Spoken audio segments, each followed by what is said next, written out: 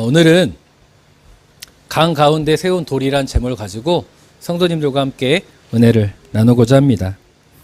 제가 이번 주에요, 인터넷에서 굉장히 좀 씁쓸했던 한 댓글을 보게 되었습니다. 제 마음을 참 무겁게 했는데요. 어떤 사람들이 이제 기독교가 싫다는 이유에 대해서 이제 댓글을 달기 시작을 하는 거예요. 교회가 싫고 기독교인이 싫은 이유에 대해서 댓글을 달기 시작하는데, 제가 굉장히 이게 좀 주목해서 보게 된 한 댓글이 있습니다. 어떤 분이 나는 교회가 싫다고 하면서 자신이 교회를 싫어하는 이유를 이렇게 적어놨어요.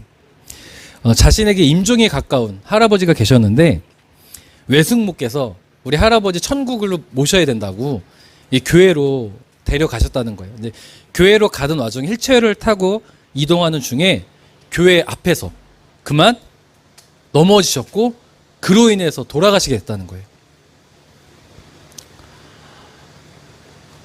그러니까 그 외숙모가 그래도 이렇게 교회 문턱이라도 왔으니까 천국 가셨다고 이야기를 했다는 거예요. 자기는 그게 너무 화가 나고 너무 싫다는 거예요. 그래서 이 이야기에 대해서 자기 친구에게 이야기를 했대요. 자기 친구한테 우리 외숙모가 말도 안 되는 소리를 그렇게 하더라. 할아버지가 그렇게 돌아가셔서 속상한데 거기까지 왔으니까 또 천국 갔다 했더라라고 하니까 친구가 그랬다는 거예요. 야, 너네 외숙모 다니는 교회 이상한 교회다. 거긴 이상한 교회야. 정상적인 교회는 그런 이야기를 하지 않아 라고 하더라는 거예요. 어디 많이 들어보지 않았습니까? 우리가 보통 사람들한테 어떤 교회가 이상하다는 이야기를 했을 때 우리가 하는 이야기예요. 그 교회는 진짜 이상한 것 같아.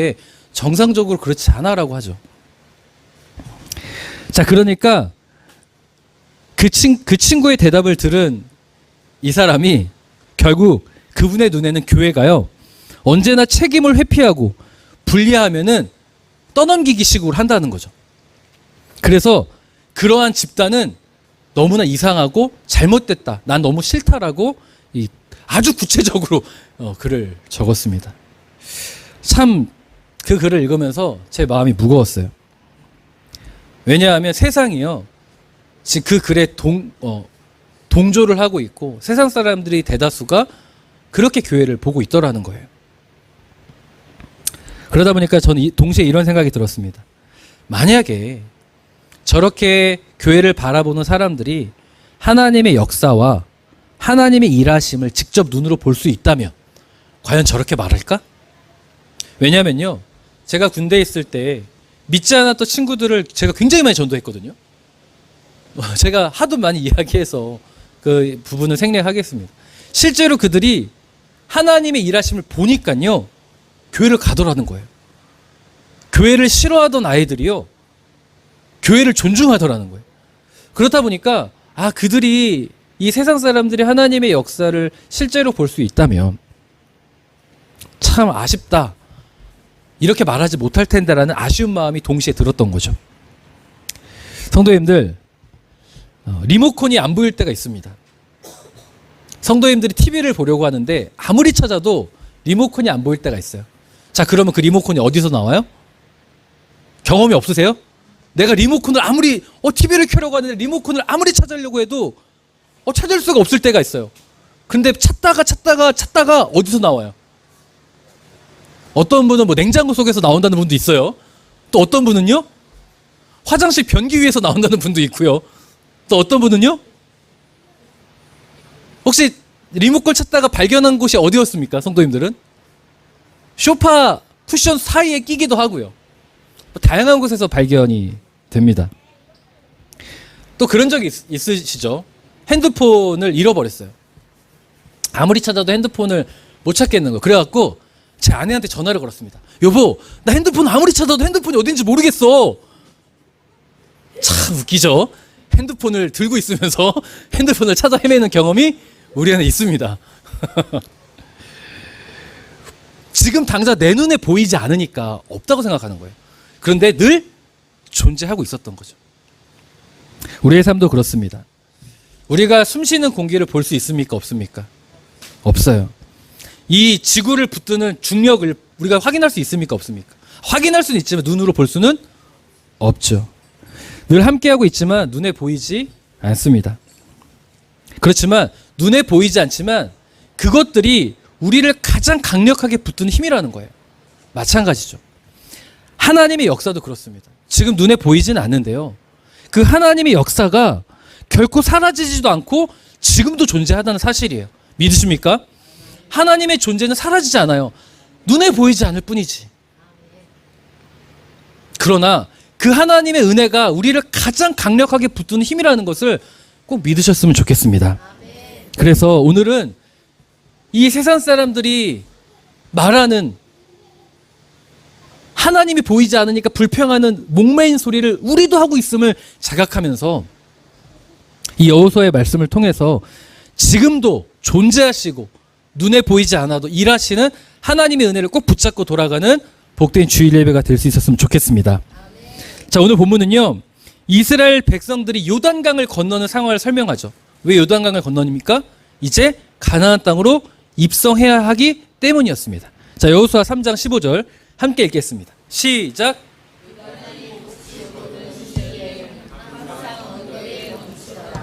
아멘.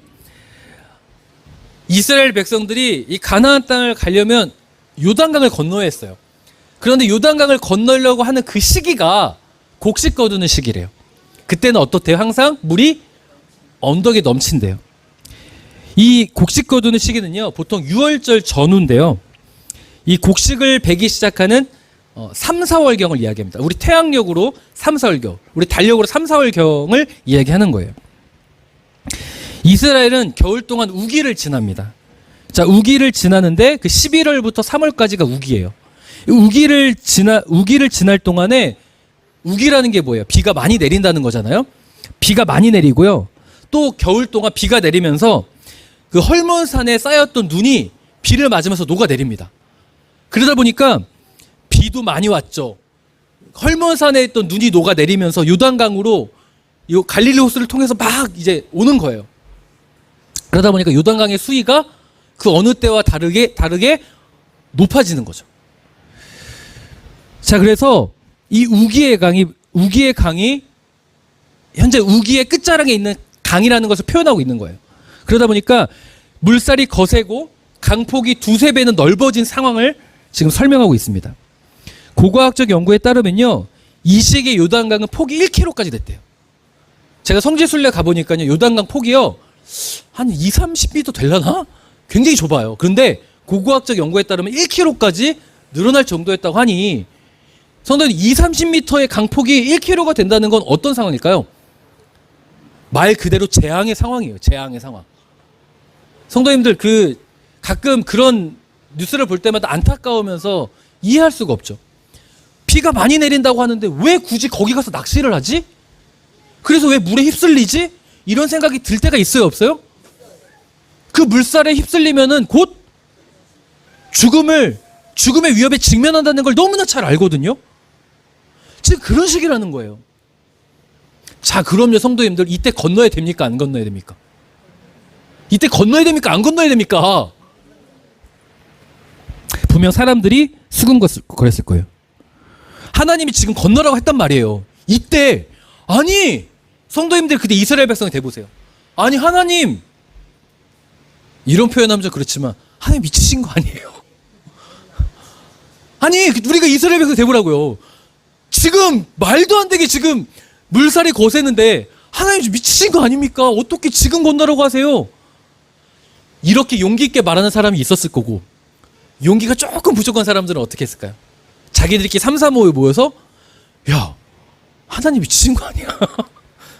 막 수근거렸겠죠. 아니, 지금 건너라고 하시는 게 말이 돼? 이따 좀 몇 개월 지나서 건너라고 하셔야 되는 거 아니야? 라고 하지 않겠습니까? 자, 그럼요, 성도님들, 사람들의 생각과 사람들의 수근거림을 하나님이 아실까요, 모르실까요? 그걸 아시면서까지 왜 하나님은 이때 건너라고 할까요? 이거 생각해 보셨어요? 아니, 왜 하필 지금 건너라고 하셨겠습니까? 네? 하나님만의 생각이 따로 있다. 정답입니다. 정답입니다. 분명히 이렇게 사람들의 생각도 알고 수근거림도 알았는데 이때 건너라고 했다라는 건, 성도님들, 하나님의 의도성을 우리가 깨닫게 됩니다. 하나님이 그들의 생각을 모르실 리가 없어요. 하나님이 이 위험성을 모르실 리가 없습니다. 그럼에도 불구하고 이때 건너라고 했다라는 건 하나님의 의도성이라고 볼 수 있죠. 저는 이 의도가요, 뭐라고 믿냐면 가장 불가능해 보이는 순간을 선택해야 이스라엘 백성들이 전능하신 하나님을 확실히 믿기 때문이라고 믿습니다. 성도님들, 이게요, 그냥 평상시에도 건널 수 있는 상황에서 하나님이 건너게 하시잖아요. 그러면 그 요단강을 건너는 게 하나님의 기적이라고 말할까요? 말하지 않을까요? 말 안 해요. 하나님이 우리를 인도하셨다고 말할까요? 안 할까요? 안 해요. 불가능한 상황을 하나님이 가능케 하셔야, 아, 하나님이 우리를 건너게 하셨구나라고 고백할 수밖에 없습니다. 맞나요? 우리가 그래요. 우리가 그런데 이스라엘 백성들이라고 그렇지 않겠습니까? 똑같겠죠. 저는 하나님께서 불가능한 상황, 도저히 감당할 수 없는 상황일 때 나는 너희와 함께하고 그 상황을 역전시킬 수 있는 너희의 진정한 하나님이라는 것을 소개하고 가르쳐 주시기 위함이라고 저는 믿습니다. 저는 성도님들이 그 하나님을 이 3장 15절의 말씀을 읽을 때마다 붙잡을 수 있었으면 좋겠어요. 와, 하나님은 이럴 때 불가능한 상황 속에서도 나의 삶에 적용해 보면 이런 불가능한 상황 속에서도 건너게 하시는 하나님, 나는 그 하나님을 믿어야 되겠다. 왜냐하면요, 이어지는 말씀에서 이 중요한 사실을 밝히기 때문이에요. 13절 함께 읽겠습니다. 시작.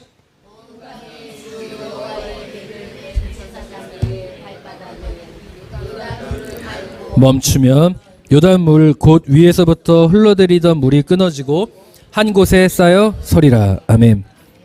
하나님께서 요단강을 건너는 방법을 설명해 주신 거예요. 뭐냐면 하나님의 언약궤, 말씀이죠. 말씀을 맨 제사장들이 발을 내디디면, 우선 그 거세지만 발을 내디디면 위에서부터 그 물을 끊어주겠다고 하셨어요. 자, 이 말씀을 보면 발을 디뎌야지만 요단강이 멈춘다는 거죠. 발을 딛기 전에는 요단강이 멈춘다, 멈추지 않는다? 멈추지 않아요. 다시 하겠어, 하나님은 이 상황의 맥락 속에서 우리에게 설명하고자 싶으신 건 뭐냐, 의도성은 뭐냐면 불가능한 상황 속에서도 하나님이 가능하신 분을 우리가 경험하려면 그 발을 내디디라는 거예요. 믿음으로 그 하나님을 붙잡으라는 거예요. 그러면 하나님은 그 은혜의 하나님으로 너희와 함께 하시고 역사하시겠다는 거예요.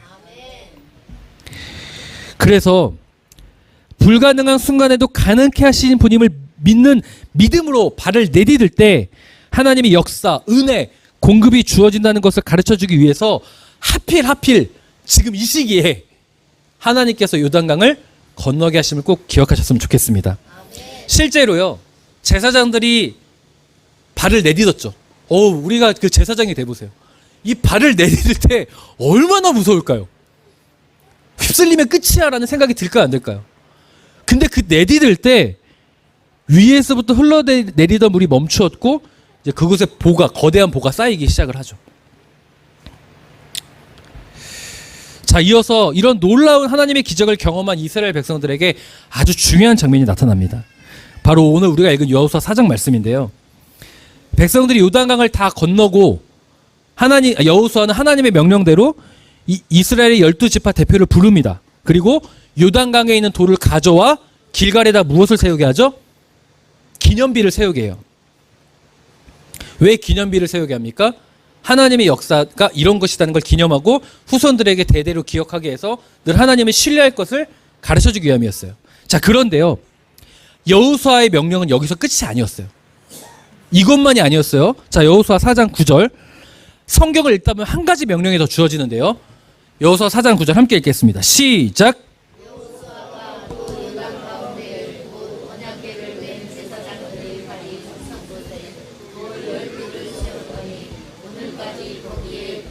아멘. 요새 우리 어부들교회가요, 큐티 학교 하고 있습니다. 큐티 학교를 참여하지 않으신 분들은 오늘 배우시면 돼요. 큐티 학교에서요, 성경 묵상 중에서 제가 제일 중요한 원칙이 있다고 가르칩니다. 성경을 읽을 때 제일 중요한 원칙이 뭐라고 가르쳤죠? 천천히. 또요? 네? 되새기는데요. 또요. 그렇죠. 몇 번 읽어라. 반복해서 읽어라. 성경을 읽을 때 제일 중요한 원칙이 뭐냐면 천천히 읽되 반복해서 읽으라고 했어요. 자, 그럼 질문해 볼게요. 자, 큐티 학교 참여하시는 분들 대답해 보세요. 왜 천천히 읽고 반복해서 읽어야 됩니까? 그렇죠. 그래야 성경을 읽을 때 의문점이 생기고 놓치는 부분을 발견할 수 있기 때문이에요. 우리가 성도님들 이 요단강을 건너고요, 길갈의 기념비를 세운 설교를 교회를 오랫동안 다니신 분들은 많이 들어오셨어요. 자, 그런데요, 성경을 계속적으로 읽다고 반복적으로 읽다 보면 우리가 하나를 더 깨닫게 되어지는데 그 기념비만 있었던 것이 아니에요. 반복해서 읽다 보니까 무엇을 발견해야 되냐면 길갈에 세운 기념비뿐만이 아니라 강 가운데 세운 기념비도 있다는 거예요. 그것을 보게 된다는 거죠. 그러니 성경을 읽을 때 천천히 읽을 때 반복해서 읽으셔야겠습니까? 안 되겠습니까? 읽어야겠죠? 아멘입니다. 여호수아는요, 길갈에 뿐만 아니라 강 한가운데 제사장들이 발이 선 곳에 12돌을 세웁니다. 자, 그런데 생각해 볼 문제가 있어요, 성도님들. 자, 강 가운데 돌을 세우면요, 어떻게 될까요? 네? 아, 떠내려간다. 그건 제가 생각하지 못했는데 맞는 이야기지만, 자, 여호수아는 아마 그건 생각했을 것 같아요. 흘러내려가지 않도록 안전하게 쌓았겠죠. 자, 그렇다면 그곳에 흘러내려가지 않고 안전하게 돌을 강 가운데 세웠다면 어떤 일이 있을까요? 뭘 생각해 볼 수 있을까요? 자, 성도님들, 요단강 물을 지금 강보에서 위에서부터 멈췄어요. 그럼 현재는 물이 있어요, 없어요? 말라 있는 상황이겠죠. 그런데 다시 하나님이 요단강물을 흐르게 할까요, 안 할까요? 홍해의 기적처럼 다시 바다를 정상 복원하는 것처럼 요단강도 흐르게 할 거예요. 자, 그러면 강 가운데 돌을 세우면 무너지지 않고 아무리 큰 물살이 와도 휩쓸리지 않게 세운다면 그 돌이 보일까요, 안 보일까요? 안 보이겠죠. 보여요? 어우, 시력이 그렇게 좋으시군요. 물에 덮이면 그 돌들은, 그 기념비는 보이지 않겠죠. 자, 그런데요, 성도님들, 기념비를 세운 목적이 뭐예요? 기념비를 세우는 목적이 뭐예요? 분명히 여호수아 4장 6절 하반절에서 7절에는 기록하고 있어요. 자, 함께 읽겠습니다. 시작.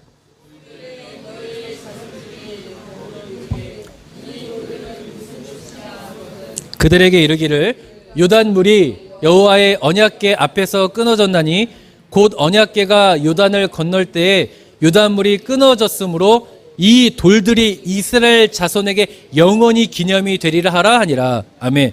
기념비를 세우는 목적은요, 영원히 이스라엘 후손들에게 하나님이 누구신지를 가르쳐주고 되새기게 하기 위해서였어요. 그러면 그 기념비는 보여야 됩니까? 보이지 않아야 됩니까? 보여야 돼요. 보여야 돼요. 그게 목적이에요. 후손들에게 되새기게 하기 위해서. 자, 그런데요, 기념비를 세우는 의도가 그런 것이라면 왜 4장 9절에 강 가운데 속에 보이지 않는 기념비를 세우게 하셨겠습니까? 왜일까요? 우린 질문할 수밖에 없죠. 아니, 왜 보이지 않는 곳에 돌을 세우게 하셨지? 그리고 또 이미 길갈에 기념비를 세웠잖아요. 그럼 또 세울 필요가 없을 텐데, 아니, 기념비를 이미 세웠는데 왜 그럼 강 가운데 또 기념비를 세울까라는 질문을 가질 수밖에 없는 거예요. 네? 너무 감사해서, 너무 감사하니까 무한적으로 기념비를 세운다. 맞는 이야기 같아요. 제가 성도님들을 통해서 많이 배웁니다. 감사합니다. 제가 다음번에 이 본문을 가지고 설교할 때는 물에 휩쓸릴 가능성의 의문점을 아마 기록할 것 같아요. 저는요, 도대체 왜 하나님은 이미 길갈에 있는데 기념비를 세우게 하셨지? 또한 동시에 왜 하필 세운다면 강 가운데 세웠지? 그게 기념비의 의도와 전혀 다른데? 라는 의문점을 가지고 계속적으로 고민했거든요. 그러다 깨달은 게 있어요. 그게 무엇이냐면요, 사랑하는 성도님들, 하나님의 역사는요, 우리에게 가르쳐주고 싶은 것 같아요. 하나님의 역사는 눈에 보이지 않아도 절대 사라지지 않는다는 것을 우리에게 가르쳐주기 위해서라는 것을 깨닫게 됐어요. 또한 하나님은요, 우리 눈에 보이지 않아도 여전히 나와 함께하고 계시고 나와 동행하신다는 것을 가르쳐주기 위해서 여호수아를 통하여 강 가운데에 기념비를 세우게 하셨다고 깨닫게 됐습니다. 성도들 믿으십니까? 왜 지금 응답이 없지? 내가 간절히 기도하는데, 내가 간절히 원하는데 왜 지금 아무런 변화가 없지? 라고 생각하는 순간이 있습니까? 없습니까? 있어요. 있다고요. 분명 설교를 통해서 교회 안에서 말씀을 읽으면서 하나님은 어떤 분으로 배웁니까? 살아계신 하나님, 나와 함께 하신 하나님이라고 배웁니까? 안 배웁니까? 마치 이미 길갈에 기념비를 세운 것처럼, 눈에 보이는 것처럼 말씀을 통해서 하나님은 전능하신 하나님, 나와 동행하신 하나님이라는 걸 알고 배워요. 그럼에도 불구하고 우리가 기도 응답이 더뎌지거나 내가 간절히 원하는 것이 아무런 변화가 없으면 한숨 쉬는 인생, 낙심하는 인생이 될 때가 있단 말이에요. 그때 하나님은 우리에게 가르쳐주고 싶으신 것 같아요. 눈에 보이지 않아도, 지금 아무런 변화가 없어도, 지금 너의 삶에 아무런 느낌이 없어도, 자, 강 가운데 세운 돌을 보아라. 나는 지금 너희와 함께하고 있고 눈에 보이지 않아 동행하고 있고 하나님의 역사는 반드시 존재한다는 것을 우리에게 가르쳐 주시기 위함이라고 믿습니다. 그래서 강 한가운데 돌을 세우셨다고 믿습니다. 그래서 성경은 의도적으로 우리에게 말하고 싶은 거예요. 4장 9절 다시 한번 읽겠습니다. 시작.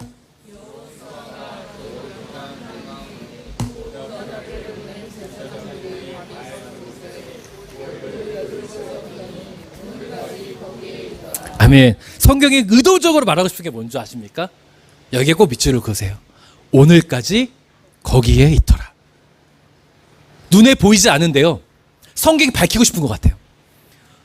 12돌을 세웠대요. 여기까지 끝나면 그 돌은 휩쓸려 갔을 거고 없어졌을 거고 눈에 보이지 않으면 끝나는 거예요. 그런데 오늘까지, 지금까지도 있다. 그 말은 뭐예요? 하나님의 역사는 눈에 보이지 않아도 존재하고, 하나님의 은혜는 눈에 보이지 않아도 유효하고, 하나님은 언제나 우리와 함께 하시는 분인 것을 너무나 우리에게 가르쳐주고 싶음을 꼭 붙잡을 수 있었으면 좋겠습니다. 성도님들, 농부는요, 봄에 씨앗을 심습니다. 씨앗을 심은 다음에 농부가 하는 행위가 뭐죠? 열심히 물을 줍니다. 물을 줘도요, 당장은 변화가 있어요, 없어요?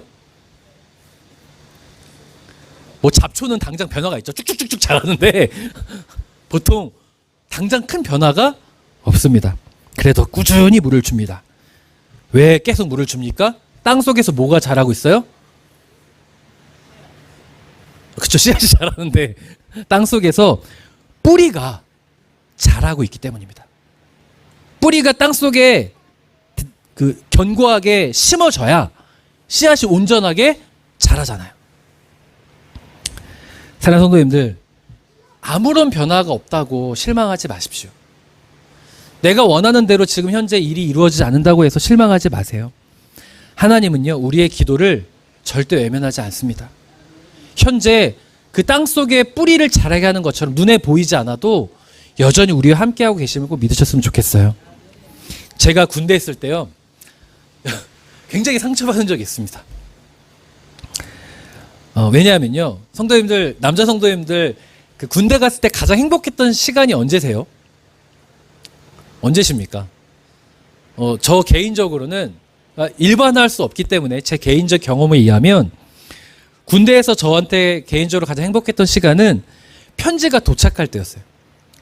누구누구 이름 불러서 편지를 주면요, 그날 하루에 피곤이 다 날아갔습니다. 그리고 그 편지를 읽고요, 답장을 해주고 그 편지의 답장이 다시 오는 그 기간을 기다리는 것이 저에겐 굉장한 설레임이었어요. 뭐 저만 그럴 수 있겠죠. 저한테는 그랬습니다. 그래서 그 힘든 시간을 보냈다고 해도 과언이 아닌 것 같아요. 그런데 제 친구를 처음에 편지를 주고받다가 어느 날 답장이 안 와요. 그래서 제가 한두 통 더 보냈거든요. 답장을 안 해요. 제가 뿔이 납니까, 안 납니까? 너만 주변 친구인가? 이러면서 서운해서 저도 편지를 안 보냈어요. 휴가를 갔는데 만났습니다. 만나서 이제 아무렇지 않은 척, 야, 너 왜 편지 안 보냈냐라고 물어봤는데 하필 그 시기에 그 친구 가정에 너무 힘든 일이 있었던 거예요. 몰랐어요. 그러니까 제가 투정벌했던 게 너무 미안해질 정도의 시간들이 한 2, 3개월의 시간을 보내서 얘가 정신이 나가 있던 상황이었습니다.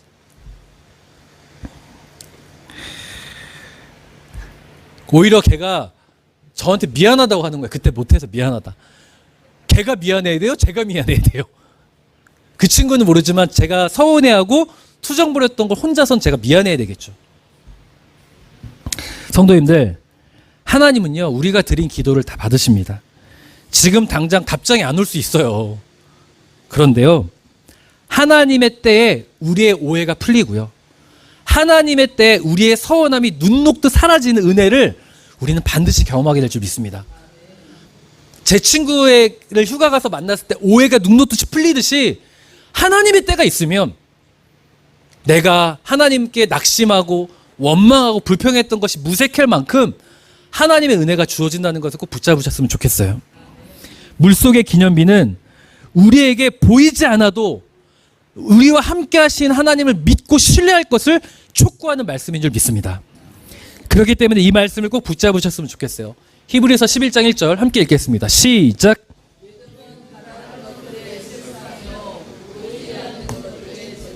아멘. 성도님들, 믿음이란 건요, 내 눈에 당장 안 보여도 하나님이 지금 나와 동행하고 계심을 붙잡는 것이 바로 믿음임을 꼭 기억하셨으면 좋겠습니다. 그것이 우리가 가져야 될 믿음이에요. 하나님은 지금도 일하고 계신다. 지금 내 눈으로 보지 못한다고 해서, 지금 내 삶에 당장 변화가 없다고 해서, 아무런 변화가 없다고 해서, 내 기대가 충족되지 않는다고 해서 좌절하는 것이 아니라 하나님은 지금도 나와 함께 하신다. 하나님은 분명히 강 속에 돌을 세우게 하셨다는 것을 붙잡는 것이 믿음인 줄 믿습니다. 성도님들에게 강 속의 돌은 무엇입니까? 강 속의 돌이 뭐예요? 응답되지 않은 기도일 수 있겠죠. 아무도 몰라주는 헌신일 수 있겠죠. 아무런 지금 현재 기도했지만 열매 맺지 못하는 나의 사업장일 수 있겠죠. 내가 결과를 보지 못했다고 해서 실망하지 마시고, 우리는 지금도 나와 함께 하신 하나님을 붙잡는 그 믿음으로 나아갈 수 있었으면 좋겠습니다. 그래서 오늘 우리 함께 찬양하고 기도했으면 좋겠는데요. 지금 내 눈에 보이지 않는다고 해서 실망했던 나, 하나님, 강 속에 두신 하나님의 그 기념비, 강 속에 돌을 세우신 하나님의 그 말씀의 의미를 내가 붙잡겠습니다. 지금 나와 함께 하시는 분, 그 분을 붙잡으라고 말씀하신 그 하나님을 내가 다시 붙잡겠습니다. 실망하기보다는 그 하나님을 신뢰하는 믿음으로 다시 내가 나아가겠습니다. 주님을 내가 더 의지합니다. 하나님의 때를 신뢰하겠습니다. 하나님의 때를 신뢰해서 반드시 하나님의 은혜 가운데 서는 내가 되겠습니다. 기도하고 돌아가는 주일 예배 될 수 있었으면 좋겠습니다. 우리 찬양하고 기도할까요? 예수 늘 함께 하시네.